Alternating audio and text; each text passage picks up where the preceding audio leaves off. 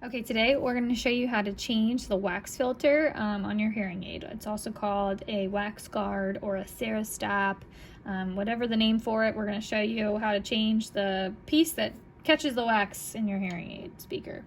All right, so we have our hearing aid here and we have our pack of wax filters that are new. And we're going to first remove the dome so we can get to the wax filter. So I'm going to use my tissue for grip. I'm just going to pinch the end and pull off the dome.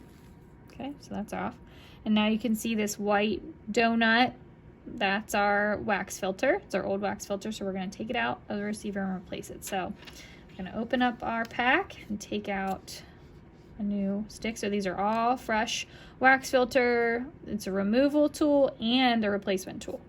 On one end, there's an empty space for the old wax filter, and on the other side is the new wax filter. So we're going to take the open side, the removal end, and we're going to stick it straight in that old wax filter like a plunger, straight in.